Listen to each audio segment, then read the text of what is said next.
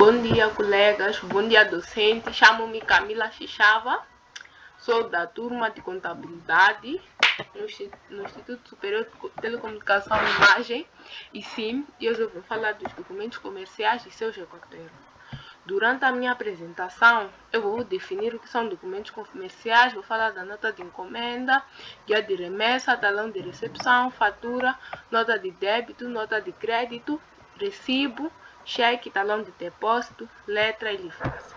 Eu vou aprofundar mais sobre esses temas, explicar como é que funcionam, quem emite, dentre outros aspectos. Primeiro, vamos à introdução. O meu trabalho tem como principal objetivo falar dos documentos comerciais.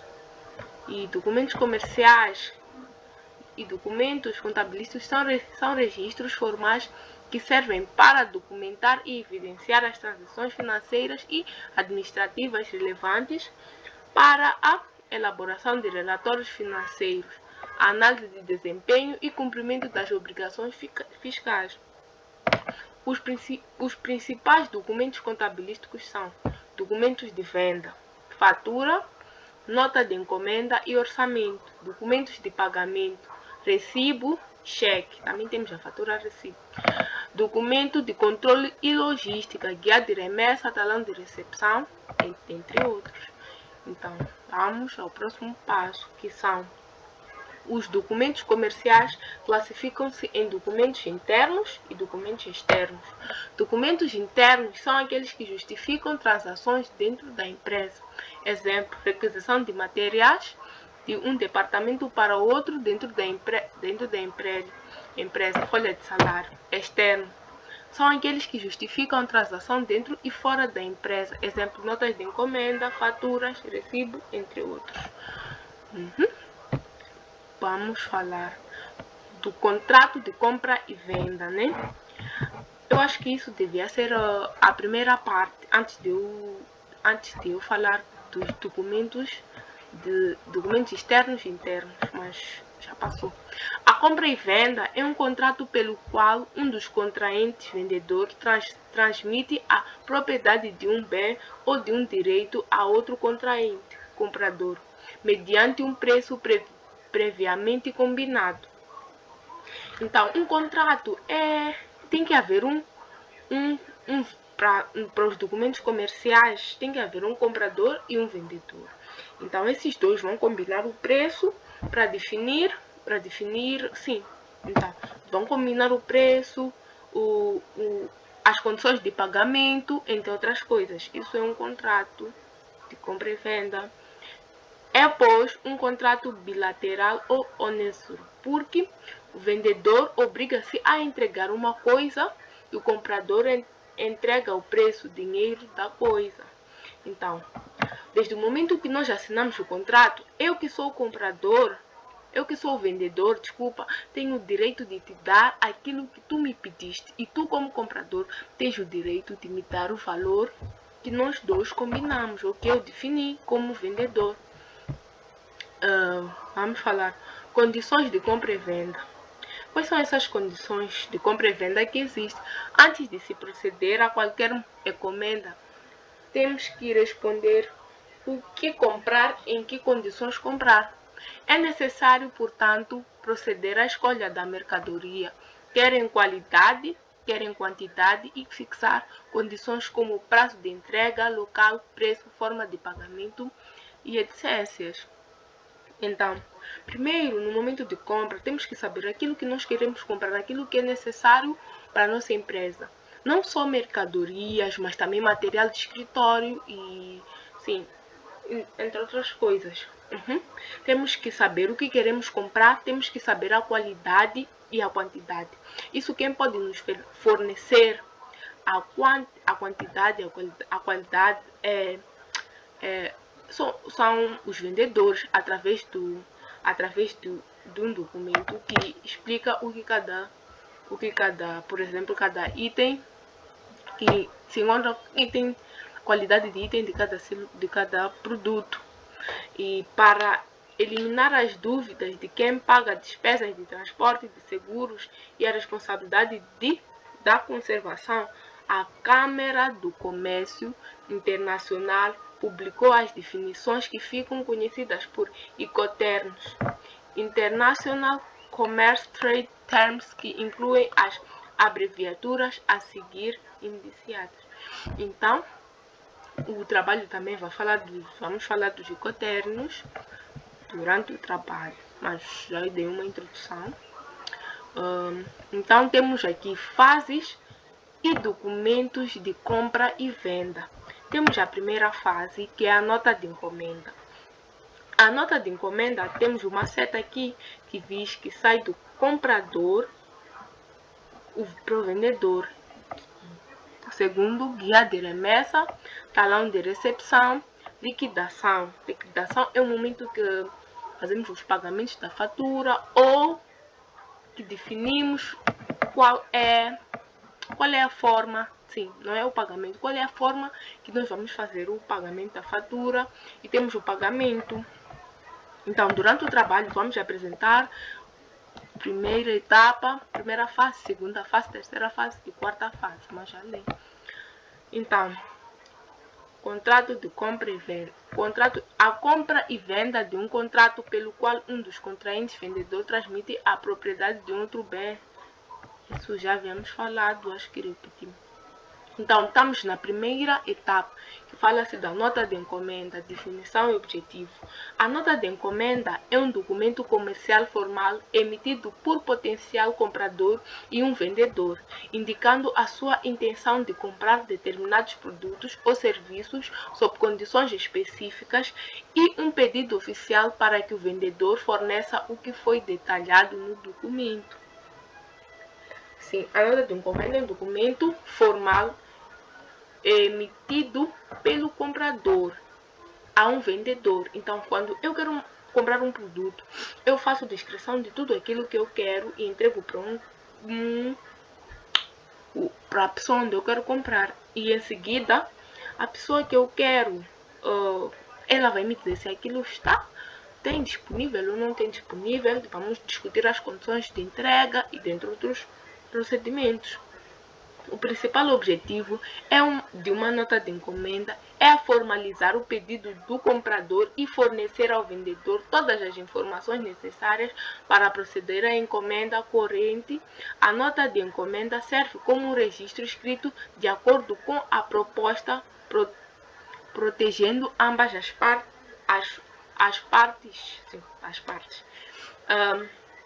Sim, como já sabemos que um contrato é um compromisso, então, e dissemos que a nota de encomenda também pode ser definida como um contrato, onde o comprador, eu que quero os produtos, defino tudo aquilo que eu quero, e o vendedor, se ele tiver tudo, ele obriga-se. Ele tem que guardar aquilo, por mais que alguém queira comprar, queira pagar a pronto pagamento, se o vendedor já me disse que aquilo tem disponível até o dia X, por mais que alguém vá um dia antes e ele só tem aquela quantidade, por causa do nosso compromisso, o vendedor não pode vender aquelas mercadorias. Essas mercadorias já não podem ser contadas como mercadorias disponíveis por causa da nossa nota de encomenda. É como se fosse uma reserva. Vantagens da nota de encomenda: formalização de transações, controle de estoque, facilidade na contabilidade, redução de erro, base de negócios, fortalece a gestão financeira. Desvantagens: quando temos vantagens, temos desvantagens: burocracia, custo de processamento, limitações de flexibilidade. Circunstâncias em que o documento é emitido: quando o cliente solicita a compra de produtos ou serviços, antes da emissão da fatura, para garantir a reserva de produtos, depois da aceitação de uma proposta.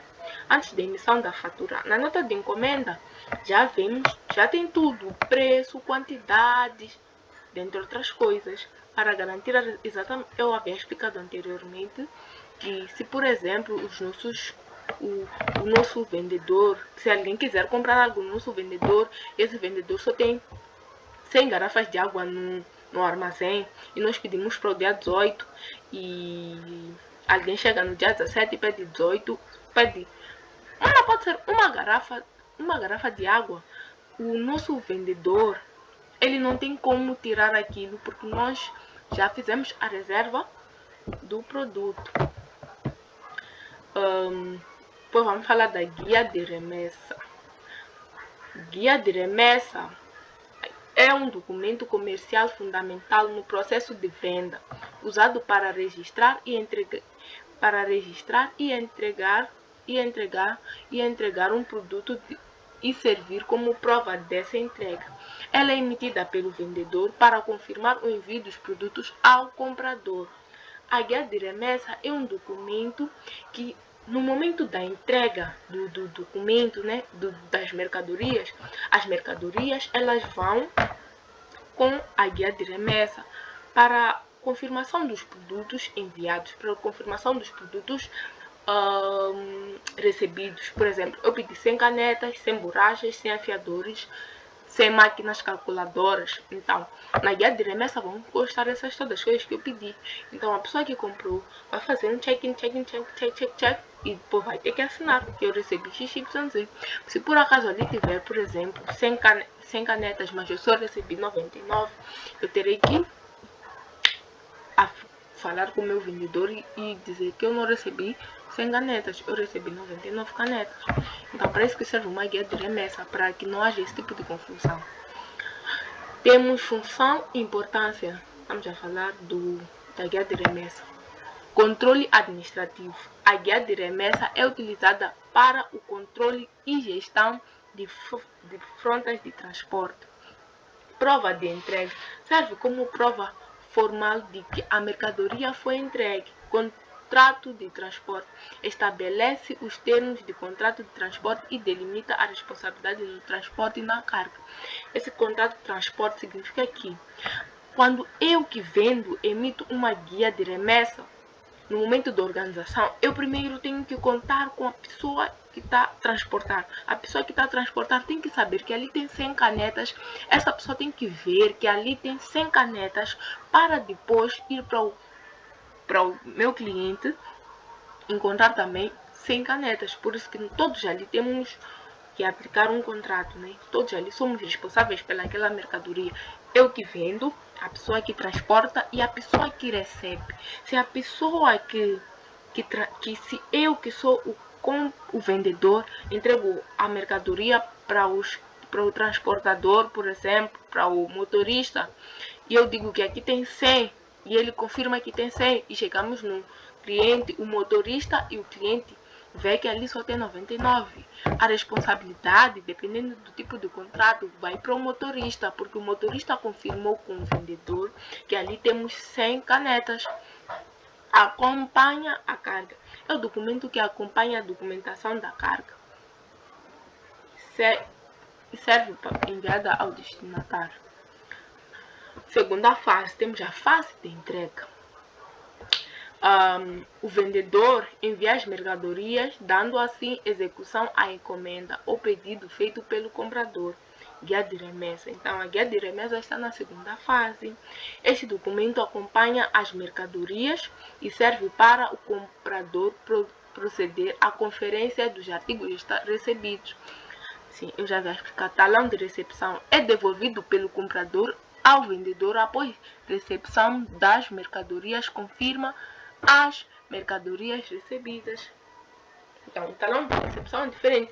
Quem emite a guia de remessa é o vendedor e quem emite o talão de recepção é o comprador. O comprador emite o talão de recepção, por exemplo, eu, empresa Sociedade X, recebi os documentos 100 canetas, 100 cadernos, 100 lápis, 100 afiadores. Depois ali embaixo, vamos supor que assina a pessoa que recebeu esse documento. Então, temos a terceira fase, que é a fase da liquidação. O vendedor indica ao comprador o montante em dívida, tendo em conta que total em dívida é igual ao valor das mercadorias, menos descontos, mais despesas de compra, mais o IVA. Fatura.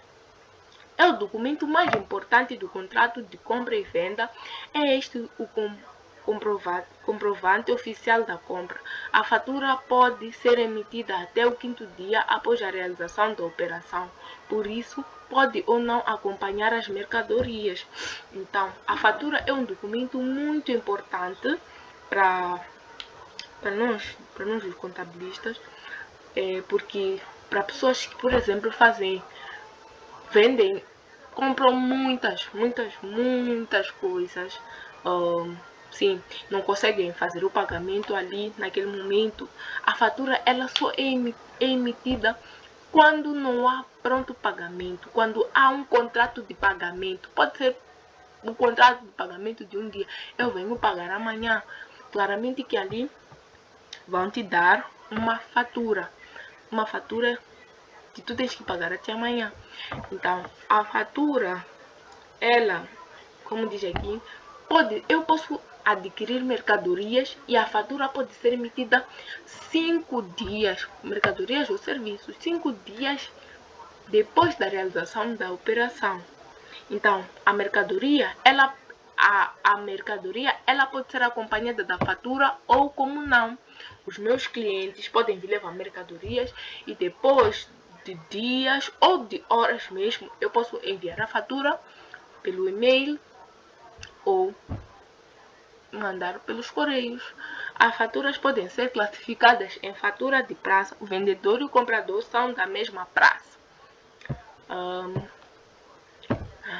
Fatura de expedição. O vendedor e o comprador são de praças diferentes. Fatura provisória ou condicional. O vendedor envia a mercadoria a condições. Essa fatura deverá ser submetida por uma definitiva após a compra definir com que mercadorias o comprador definir com que mercadorias fica.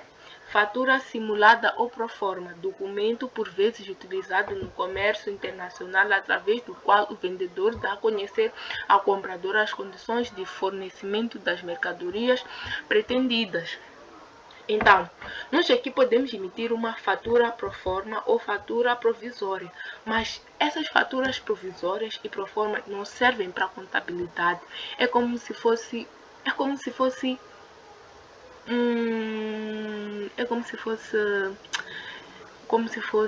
é que se diz? É como se eu estivesse a fazer um pedido, tipo, eu quero isso. Então agora tá me fugir o nome, mas é como se fosse uma requisição, vou assim dizer, mas não, acho que não é o termo certo. Então, depois de eu emitir uma fatura pro forma, o meu cliente, ele não pode efetuar o pagamento da fatura pro forma. O meu cliente, eu como fornecedor, tenho a obrigação de mandar uma fatura definitiva, porque a fatura pro forma e a fatura provisória não são documentos que devem constar nos documentos contabilísticos. Eles são para apenas para mesmo confirmar, né? Saber aquilo que eu quero comprar, as condições de pagamento, as condições de entrega. Então é isso. Depois temos, ainda estamos na terceira fase da liquidação, temos a nota de débito, que é um documento que retifica positivamente o valor da fatura quando o vendedor, por lapso, se esqueceu de mencionar alguma despesa por conta do comprador ou errou algum cálculo. Então, a fatura definitiva